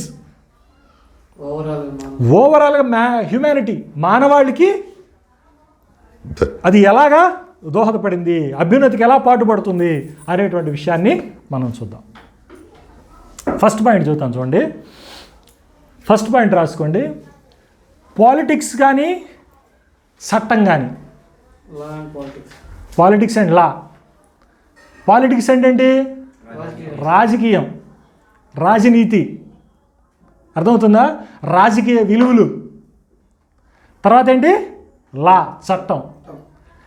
ఈ చట్టాన్ని రూపొందించేటప్పుడు కానీ, రాజ్యాంగం రూపొందించేటప్పుడు కానీ, దానికి సంబంధించినటువంటి విలువల్ని, మెలకువల్ని స్ఫూర్తి పొందింది కానీ, స్ఫూర్తినిచ్చింది కానీ, దాన్ని చదువుకున్నటువంటి వాళ్ళు, దాంతో అనుబంధం కలిగినటువంటి వాళ్ళు.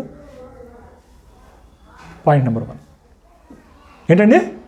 ఎక్కడుంది ఇప్పుడు బైబిల్ ఇన్వాల్వ్మెంట్? ఎక్కడుంది? పాలిటిక్స్లో ఉంది, లా, చట్టంలోనూ ఉంది, రాజనీతిలోను, రాజ్యాంగంలోను, రాజకీయంలోను, ప్లస్ రాజ్యాంగం. దీంట్లో డీటెయిల్స్లోకి మనం మీకు కనుక ఆసక్తి ఉంటే తర్వాత చూద్దాం. ఎట్లా పాలిటిక్స్లో ఏ విధంగా బైబిల్ ఇన్వాల్వ్మెంట్ ఉంది అనేటువంటిది ఒక్కొక్క ఉదాహరణ కావాలంటే నెక్స్ట్ వీక్ చెప్తా. కానీ ప్రాథమికంగా మీరు చూడండి, ఒక పిక్చర్ రావాలి మీకు. ఈరోజు మీకు ఏం రావాలా? మీ ఫ్రేమ్ వర్క్, మీకు పిక్చర్ రావాలా మొత్తం. ఓకే, ఇది నేను కట్టాలనుకుంటున్నట్టు ఇల్లు ఇది, నేను ఉంటున్నటువంటి ఇల్లు ఇది, నేను చేయాల్సినటువంటి పని ఇది, నా పాత్ర ఇది, నా బాధ్యత ఇది అనేటువంటిది మీకు క్లియర్ పిక్చర్ రావాలి. మీకు అర్థమవుతుందో నేను చెప్పింది? క్లియర్గా గుర్తుపెట్టుకోండి. ఒకటేంటి? పాలిటిక్స్, లా. తర్వాత మోస్ట్ ఇంపార్టెంట్గా పాలిటిక్స్ అండ్ లా తర్వాత మోస్ట్ ఇంపార్టెంట్గా సెక్షువల్ మోరల్స్ అనేటువంటి దానికి కూడా స్ఫూర్తి బైబిలే. సెక్షువల్ మోరల్స్ అంటే శృంగారానికి సంబంధించి మన సెక్షువల్ లైఫ్ ఉంటుంది, పెద్దవాళ్ళకి సంబంధించినటువంటి మ్యాటర్ అది. ఈ ఉత్పత్తి, శృంగారం, వీటికి సంబంధించినటువంటి ఈ సెక్షువాలిటీ అని ఏదైతే అంటామో దానికి సంబంధించినటువంటి దాని యొక్క విలువలు దేని నుంచి గ్రహించబడ్డాయి, దేని నుండి స్ఫూర్తి పొందిని? బైబిల్. ఉదాహరణ మనం తర్వాత చూద్దాం. ఉదాహరణ మనం డీప్గా వెళ్ళాలంటే పిల్లలు ఉంటారు కాబట్టి కొద్దిగా జస్ట్ ఫ్లోలో వెళ్ళిపోదాం మనం. దేంట్లో ఉంది సురేష్ పాత్ర? సెక్షువల్ మోరల్స్ అనేటువంటివి బైబిల్ నుంచి స్ఫూర్తి పొందినవి. తర్వాత మూడవది మ్యారేజ్ కానీ ఫ్యామిలీ లైఫ్ కానీ, వివాహం కానీ వైవాహిక జీవితం కానీ, మ్యారేజ్ అండ్ ఫ్యామిలీ లైఫ్ అనేటువంటిది ఏదైతే ఉందో దాని మీద కూడా బైబిల్ యొక్క ప్రభావం ఉంది. అంటే ఏంటి? వివాహం అనేటువంటిది ఎలా ఉండాలి, భార్యాభర్తలు అనేటువంటి వాళ్ళు ఎలా ఉండాలి, వాళ్ళ కుటుంబం అనేటువంటిది ఎలాగా పెంచాలి, తల్లిగా నీ బాధ్యత ఏంటి, భర్తగా నీ బాధ్యతలు ఏంటి, మనిషిగా నువ్వేం చేయాలి, ఇట్లాంటి కుటుంబ విలువలు కానివ్వండి, వైవాహిక జీవితం మీద కానివ్వండి బైబిల్ యొక్క ప్రభావం అనేటువంటిది ఉన్నది. అదవుతుందా నేను చెప్పింది? తర్వాత నాలుగవది కళారంగం మీద కూడా బైబిల్ యొక్క ప్రభావం ఉంది. ఆర్ట్స్ అంటాం, ARTS, ఆర్ట్ లేదా ఆర్ట్స్. కళారంగం మీద చిత్రలేఖనం కావచ్చు, నాటకాలు కావచ్చు, సినిమాలు కావచ్చు, వీటన్నిటి మీద వాటి వెనకాల ఉండేటువంటి స్క్రిప్టులో కంపల్సరీగా దేని పాత్ర ఉంది? బైబిల్ యొక్క నేపథ్యం, బైబిల్ యొక్క పాత్ర ఉంటుంది. అదవుతుందా? తర్వాత ఆర్థికపరమైనటువంటి డెవలప్మెంట్స్ అంటే ఎకనామికల్ డెవలప్మెంట్స్, ఆర్థికపరమైనటువంటి అభ్యున్నతి అనేటువంటి దానికి సంబంధించి కూడా బైబిల్లోనే మనకి సూత్రాలు, ప్రతిపాదికలు కనపడతా ఉంటాయి. అంటే ఏంటి? ఇప్పుడు మీరు కనుక లేవికాండం చూశారనుకోండి, లేవికాండం కానీ మీరు సంఖ్యాకాండంలో కొంత పోర్షన్ కానీ ఇవన్నీ కనుక మీరు చూస్తే మీకు పర్టికులర్ ఏం కనపడుతుంది? ఒక సిస్టమ్, ఒక వ్యవస్థ ఏ విధంగా తులాభారంగా అంటే సమతుల్యతతో ముందుకు పోవాలి అనేటువంటి దాంట్లో ఎవరి బాధ్యతలు వారి, ఎవరు ఎలాంటి పని చేయాలి, ఎలాగూ ఆర్థికపరమైనటువంటి లావాదేవీలు కొనసాగాలి అనేటువంటి దానికి కొన్ని పునాదులు మనకు కనపడతా ఉంటాయి. అదవుతుందా? సో ఎకనామిక్ సంబంధించి అంటే ఆర్థికపరమైనటువంటి లావాదేవీలు వెనక కూడా బైబిల్ యొక్క పాత్ర, చొరబాటు అనేటువంటిది ఉంది. తర్వాత 6వ పాయింట్ చూద్దాం. 6 అండి. 6వది వచ్చి అంటే అది ఒక్క మాట కాదు, మ్యారేజ్ అండ్ ఫ్యామిలీ లైఫ్ అనేది ఒక్కటే స్టేట్మెంట్. తర్వాత వచ్చేసేసి సామాజిక న్యాయం మీద కానీ, సామాజిక బాధ్యత అంటే విపత్తుల సమయంలో మనం స్పందించేటువంటి విధానం కానీ, వరదలు వచ్చినాయి ఏం చేస్తాం మనం? కర్నూలులో వరదలు వచ్చినాయి, గుర్తున్నాయా? మునిగిపోయింది కర్నూలు మొత్తం. 2009 నాకు సంవత్సరం గుర్తులేదు కానీ కర్నూలు వరదలు బాగా గుర్తు. అప్పుడు చాలామంది ఔదార్యం చాటుకొని ఏం చేశారు? గబగబా వాళ్ళ వంతుగా ఇది చేసుకొచ్చారు. ఇది ఇప్పుడు మా హిందువులు చేశారు కాబట్టి, ఇది మా సాయిబులు చేస్తున్నారు కాబట్టి అని క్రెడిట్ కొట్టబాకండి. అది మొదలుపెట్టి ఉరవల్లా చేసుకొచ్చిన వాళ్ళు ఎవరు? నేను గ్లోబల్ స్కేల్లో అంటే సార్వత్రికంగా ఆరంభం నుండి లేదా పునాది నుండి కూడా ఇట్లాంటి క్రియాశీలకమైనటువంటి వ్యవస్థలో క్రియాశీలకమైనటువంటి పాత్ర పోషించినటువంటి వాళ్ళ జాబితానే మాట్లాడుతున్నాను నేను. మీకు అర్థమైందా? ఇప్పుడు ఇస్లాం అన్నారనుకోండి, మేము ముందున్నాము, మేము మంచిగా అన్నారనుకోండి, మీరు వచ్చింది ఎప్పుడు? 600 సంవత్సరాల నుంచి వచ్చారు. మీరు వ్యవస్థాగతంగా ఎప్పుడు తయారయ్యారు? ఇంకా టైం పట్టింది మీకు ఇవన్నీ రావడానికి, ఇంకా మీ సిస్టమ్ డెవలప్ అవడానికి. కానీ అప్పటికే మాకు 2000 సంవత్సరాల కింద బైబిల్లో మాకు సూక్తులు ఉన్నాయి. కరువొత్తే ఏం చేయాలా, లేకపోతే ఎవరైతే ఏం చేయాలా, వాళ్ళ వంతుగా ఎట్లాంటి ఇప్పుడు దశంభాగాలు కలెక్ట్ చేయనియండి, లేకపోతే వగేరా వగేరా కానుకలు కలెక్ట్ చేయనియండి, ఇవన్నీ దేనికోసం అయ్యి సేవా కార్యక్రమాల కోసమే కదా. కాబట్టి మనల్ని ఎవడు దాటిపోవటం అనేది అసమ్ము. ఏం సంశయం అయిద్దంటావా మనల్ని ఎవరైనా దాటిపోవటం? ఇది ఇక్కడ చూడు నేపథ్యం ఎంత ఉందో. ఇక్కడ చూడండి సమగ్రంగా మనం ఎంత కాంప్రహెన్సివ్గా అంటే సమగ్రంగా అన్ని వైపుల నుంచి చుట్టూ వస్తున్నాము. ఒకటి సామాజిక న్యాయం, కేర్ గివింగ్ అంటే సేవ, సమాజానికి మన సేవ అందించడం. అంతేకాకుండా హాస్పిటల్ సిస్టమ్ కూడా మనం డెవలప్ చేసామండి. అంతా 7వ పాయింట్లోనే. 7వ పాయింట్లోనే సోషల్ జస్టిస్ అంటే సామాజిక న్యాయం, కేర్ గివింగ్ అంటే సామాజిక బాధ్యతలు అనుకోండి, సామాజిక న్యాయం, సామాజిక బాధ్యత. అంతేకాకుండా మోస్ట్ ఇంపార్టెంట్లీ మెడికల్ సిస్టంలో కూడా మన పాత్ర ఉందండి. ఎవరండి? మెడికల్ సిస్టంలో. ఎంఆర్ఐ పేరున్నారు ఎప్పుడన్నా? ఎంఆర్ఐ స్కానింగ్ అంటారు. దాదాపు స్కాన్కి వెళ్ళామంటే 10,000, స్కాన్కి వెళ్తే 10,000. ఎవరు కనుక్కున్నారు? కనుక్కున్నటువంటి సైంటిస్ట్, క్రిస్టియన్ సైంటిస్ట్. ఆయన బైబిల్ నుంచి స్ఫూర్తి పొందినే కనుక్కున్నా అన్నాడు ఆయన.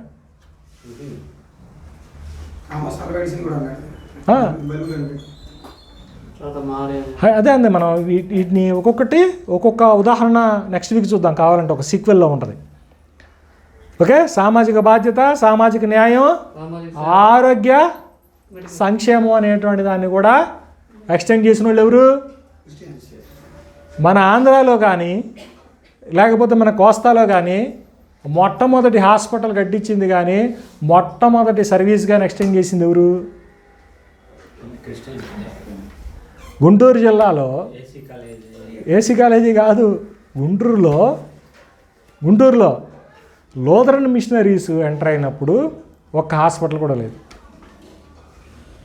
ఇక్కడ ఉన్నటువంటి వాళ్ళకి వాళ్ళ ఆరోగ్య నిమిత్తము, వాళ్ళ ఇబ్బందుల నిమిత్తము ఇక్కడ హాస్పిటల్ ఉండాలని చెప్పి కొగ్లర్ అనేటువంటి ఆవిడ, డాక్టర్ గారు ఆవిడ, ఎలిజబెత్ రాణి గారి దగ్గర నుంచి పర్మిషన్ తీసుకొని హాస్పిటల్ కట్టింది కొత్తపేటలో.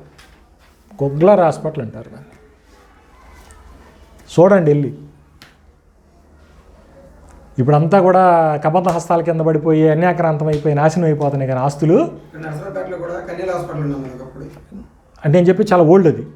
కొగ్లర్ అనేది బ్రిటిష్ వాళ్ళ టైం పీరియడ్లో ఓల్డ్ ఫస్ట్ హాస్పిటల్ గుంటూరులో. హిందువులు కూడా సేవ చేశారు అప్పుడు. ఇప్పుడు గుంటూరు గవర్నమెంట్ హాస్పిటల్ ఇది కొత్తది కదండి, నేను చెప్పేది ఇంకా ఓల్డ్ది కదా. కొగ్లర్ హాస్పిటల్ ఇంకా కావాలంటే ఒక సంవత్సరం కొడదాం ఆగండి. బాగా ఓల్డ్ కొగ్లర్. ఆమె పేరే కొగ్లర్, ఇంక పూర్తి పేరు ఏదో ఉంది కానీ కొగ్లర్ గుర్తు రావట్లే, చెప్తా కావాలంటే నోట్స్లో ఉంటాయి. కొగ్లర్ హాస్పిటల్ కట్టింది. కొగ్లర్ హాస్పిటల్ మీరు ఎప్పుడైనా సరే గుంటూరు వెళ్తే కొత్తపేటలో కొగ్లర్ హాస్పిటల్కి వెళ్ళండి. ఇప్పుడు హాస్పిటల్ లేదు, 100 సంవత్సరాల కిందట ఎట్టా ఉంది అనేది మీకు తెలిసింది. ఎప్పుడు ఎన్నాళ్ళ కిందట ఫస్ట్ హాస్పిటల్ గుంటూరులో కొగ్లర్. లేడీ ఆమె. హిందువులు కూడా సేవ చేశారు. అడగరేంది మీరు? అసలు ఏం మనుషులు మీరు? వాళ్ళ సేవ తెలుసుకోరా మీరు? ఇప్పుడు సంగతి కాదు, మనం ఇంకా ఓల్డ్ సంగతి మాట్లాడుతున్నాం. స్ఫూర్తిగా మనం అంటున్నాం. ఏ సేవ చేశారు ఏం చెప్పారు? అడగరా? హాస్పిటల్ ఎదురుగా సత్రాలు కట్టుకొని అద్దెలకి ఇచ్చారు.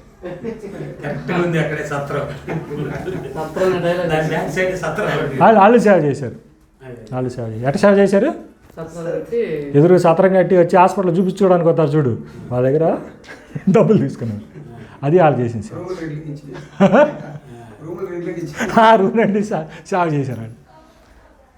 అదే చూడండి ఎంత కంట్రిబ్యూషన్ ఉంది అనేది. తర్వాత 7వ పాయింట్ చూద్దాం. చూడండి, ఎడ్యుకేషన్ అండి. 7వది ఏంటి? అతి ముఖ్యమైనటువంటి పాయింట్ ఎడ్యుకేషన్. భారతదేశంలో ఎడ్యుకేషన్ సిస్టమ్ని ప్రవేశపెట్టిందే వాళ్ళండి. ఏంటి?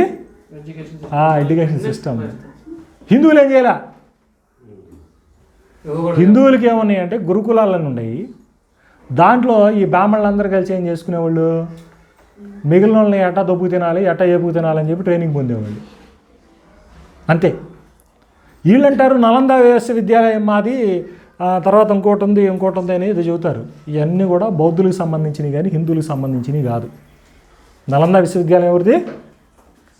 బౌద్ధులకు సంబంధించింది. దాంట్లో అప్పుడు రోజుల్లోనే లక్షల పుస్తకాలు ఉంటే మొత్తం తగలబెట్టాడు ఆడు ముస్లిం రాజు. గుర్తురావట్లేదు, ఎన్ని పేరు గుర్తురావట్లేదు. ఏంటి చదువు భారతదేశంలో హిందువులు ఎవరన్నా మా విశ్వవిద్యాలయాలు ఉండే అప్పుడే అని కనుక అంటే ఏం చెబుతారు? ఎవరి అయ్యి? బుద్ధులు అయ్యి, హిందువులు కాదు. హిందువులు గురుకులాలు ఏవైతే ఉన్నాయో అవి బ్రాహ్మణులు వేద పాఠనం చేయడానికి, వాళ్ళ యొక్క వేదాలని వాళ్ళ మంత్రాలను చేయించుకోవడం కోసం బ్రాహ్మణులకు మాత్రమే ట్రైనింగ్ ఇచ్చుకునేవాళ్ళు, అంతే.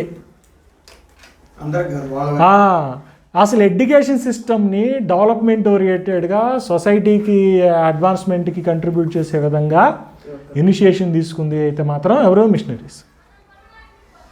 అర్థమైందా? వాళ్ళే. ఇంకా వేదాల్లోనే కనుక ఉన్నట్టయితే ఏంది మనకు ఆ మంట పెట్టుకోవటం, ఆ పొలాలు ఏరుకోవటం, అగ్నితికి ఆహుతి తీయటం, మమ అంటాం యమ అంటాం తప్పించి మనకు వచ్చేవి కాదు. ఏది వాళ్ళ ఎడ్యుకేషన్ సిస్టమ్ అయితే. ఎప్పుడైతే మనకి ఈ మిషనరీ ఎడ్యుకేషన్ సిస్టమ్ గ్లోబల్ సిస్టమ్ని ఇంట్రడ్యూస్ చేశారో అప్పుడు మన పరిధి దాటి ముందుకు రావడానికి మనకి ఆస్కారం దొరికింది. ఎన్ని పాయింట్లు చెప్పాను? 7 పాయింట్లు చెప్పా. 7 పాయింట్లో అగ్రగామి సమాజ పురోభివృద్ధికి వాడబడి సమాజాన్ని మనిషి యొక్క వ్యక్తిగత బాధ్యతల్ని ముందుకు తీసుకొచ్చింది కానీ పూర్తిగా వికసింపజేసింది కానీ ఏదయ్యా అంటే క్రిస్టియానిటీ. జాబితా అది నేను చెప్పిన 7 పాయింట్లో జాబితా అది తీస్తే లీడ్లో ఎవరుంటారు? నీకు ఆడదరా నీకు ఈ స్ఫూర్తి, అసలు ఎట్ట చేసేవరా ఇవన్నీ అంటే ఆడేమంటాడు? సోర్స్ ఎక్కడుంది వాడికి?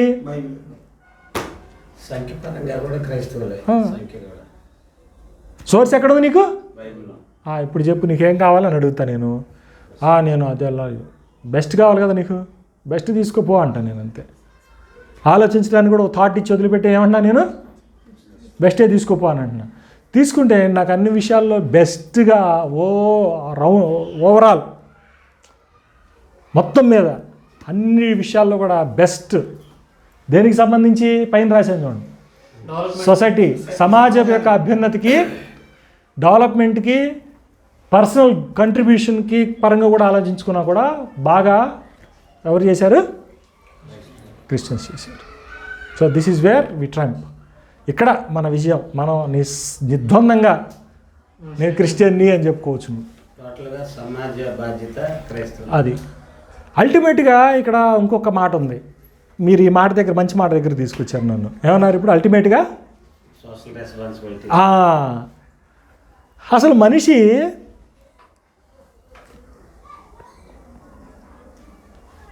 మనుగడ లేకపోతే ఏముందండి?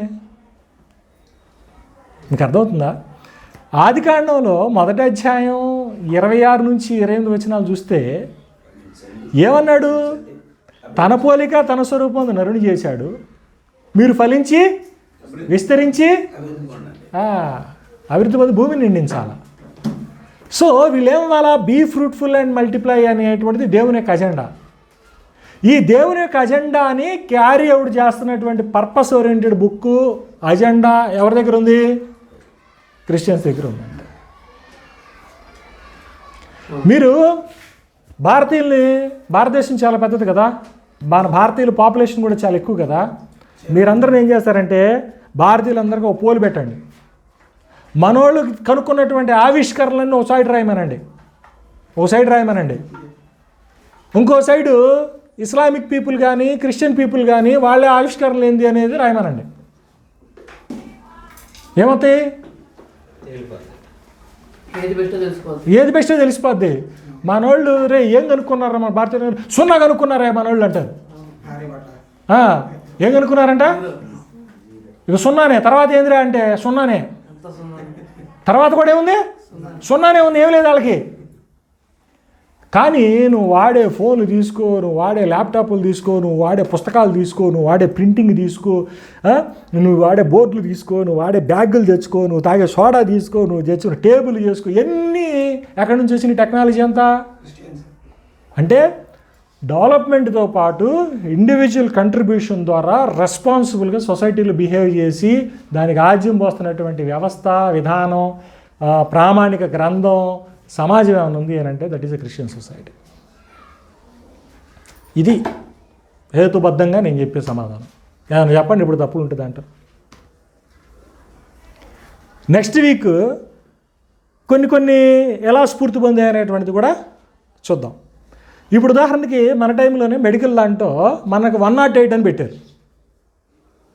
108 అని. ఈ 108 మీద కూడా చాలా మంచి కథ చెబుతారు.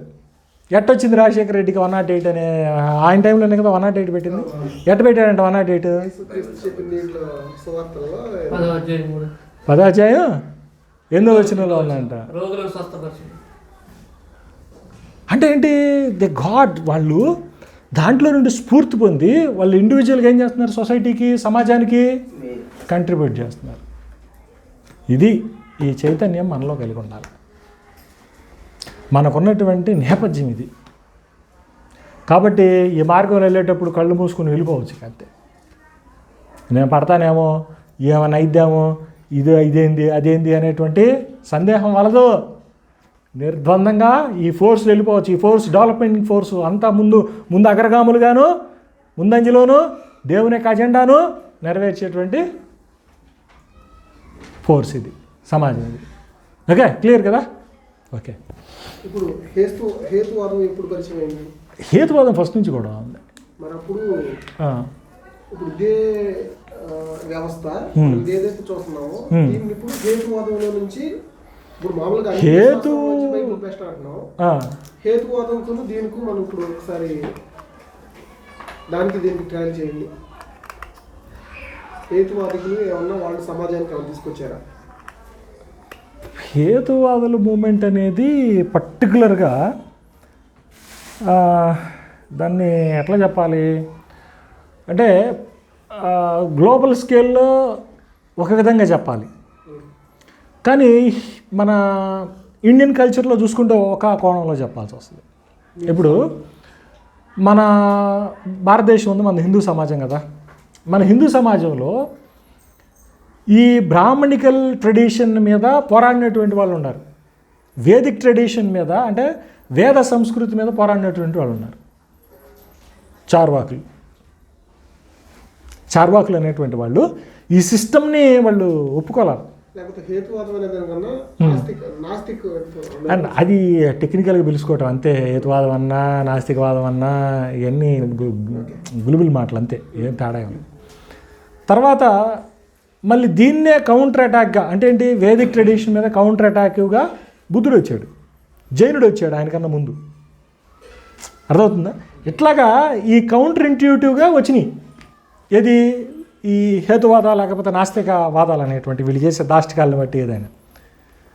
కానీ నీకు యూరోపియన్ హిస్టరీ కనుక నువ్వు చూస్తే ఎన్లైట్మెంట్ కానీ రినాన్సెన్స్ కానీ అంటారు, ఇది 18th centuryలో జరిగింది. అప్పటి నుంచి ఈ హేతువాదబద్ధమైనటువంటి ఆలోచన సరళి అనేటువంటిది ఒక సిద్ధాంతపరంగా మన ఆధునిక సమాజంలోనికి చొరబడింది నాకు తెలిసినటువంటి అవగాహన ప్రకారం. అర్థం కదా అది. సో వాళ్ళ కంట్రిబ్యూషన్ లేదంటే ఉంది.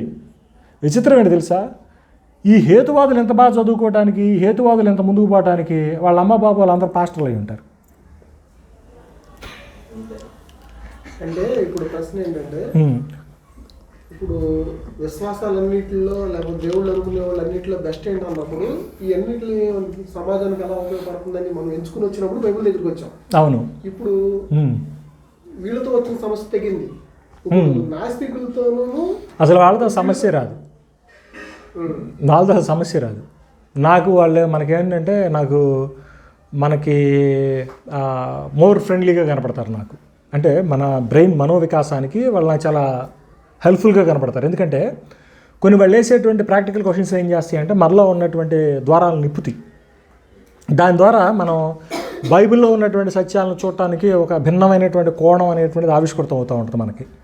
సో వాళ్ళ యొక్క పరిశోధనలు కానీ వాళ్ళ యొక్క ప్రశ్నలు కానీ హేతుబద్ధంగానే ఉంటాయి. అంటే మనకి ఐ ఓపెనింగ్గానే ఉంటాయి. నాకైతే పెద్ద ఇది ఇబ్బంది అనిపించదు నాకు. అయితే నాకు కొన్ని కోణాల్లో వాళ్ళు ఏంటంటే నాకు క్రిస్టియన్ ఫ్రెండ్లీగా కనపడతారు. నేను అది ఎప్పుడన్నా తర్వాత చెప్తాను నీకు. కొన్ని కోణాల్లో క్రిస్టియన్ ఫ్రెండ్లీగా కనపడతారు. At the end of the agenda అంటే చిట్ట చివరిలో వాళ్ళ యొక్క నీతి బైబిల్ నీతికి సరిపోద్ది. బైబిల్ నీతితో సరిపోద్ది. ఇప్పుడు నువ్వు దేవుడు లేడనే మాట మాట్లాడే దగ్గర అయిపోయావు నువ్వు. కానీ సిద్ధాంతపరంగా ఆచరణపరంగా చాలా పెద్ద ఫిలాసఫీ ఉంది కదా, చాలా వేదాంతం ఉంది కదా వాళ్ళ దాంట్లో. వాళ్ళ చాలా నమ్మకాలు ఉన్నాయి కదా. నమ్మకాలు ఉన్నాయి. ఇప్పుడు ఏదైతే సమాజానికి ఉపయోగపడుతుంది అనుకుంటా అలాంటి వాళ్ళు ఎవరో తీసుకొచ్చారు ముందు నుంచి. తీసుకొచ్చారని చెబుతున్నాగా. ఏమేంటి ఎట్లా ఇప్పుడు అయ్యో నెక్స్ట్ వీక్ చూద్దామని చెప్పా కదా. మన నెక్స్ట్ వీక్ ఇప్పుడు తెలుసుకోవాలనే కుతూహలం ఉండదు కదండి.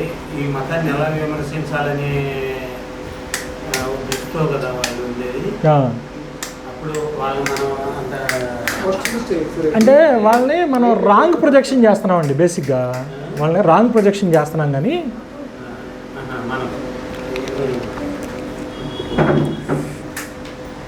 వాళ్ళని మనం హేతువాదులు అనగానే ఓన్లీ దేవుడు లేదనేదే వాళ్ళ ఓవరాల్ ఆర్గ్యుమెంట్ అనే టైపులో వాళ్ళకి అది తప్పించి ఏం తెలియదు అన్నట్టుగా మనం ప్రొజెక్ట్ చేస్తున్నాం. బేసిక్గా సోషల్గా వాళ్ళ కంట్రిబ్యూషన్ కూడా సమాజం మీద చాలా ఉంది. వాళ్ళు సైంటిఫిక్ ఆవిష్కరణలు, సైంటిఫిక్గా కొన్ని సామాజిక సిద్ధాంతాలు చాలా ప్రతిపాదించారు. వాళ్ళని మనం కేవలం ఏంటంటే దేవుడు లేడు అనేటువంటి దాని మీద ఆగిపోతున్నాం, అక్కడ ఆగుతున్నాం. ఈసారి దానివల్ల దీనివల్ల బెనిఫిట్స్ ఏంటి, నష్టాలు ఏంటి అనేటువంటిది అది యాక్చువల్గా ఈ స్కేల్కి పనికిరాదు. అది ఇప్పుడే చెప్పొచ్చు కానీ నేను ఈ కాంగ్రిగేషన్కి పనికిరాదు. అంటే మీతో వాళ్ళు ఏం డిస్కస్ చేశారు అనేది మీరేం అడగాలనుకుంటున్నారో చెప్తున్నా. అంటే మీకు ఎదురైంది మనం ఇక్కడ జరుగుతుంది అంటే దీన్ని నమ్ముకున్నాం ఇదే అని అన్నప్పుడు వాడు వచ్చాము అది తనకు సంబంధించి. నీకు ఒకటి చెబుతున్నా నేను ఇప్పుడు ఒకసారి ఇది ఆపు సురేష్, ఒకసారి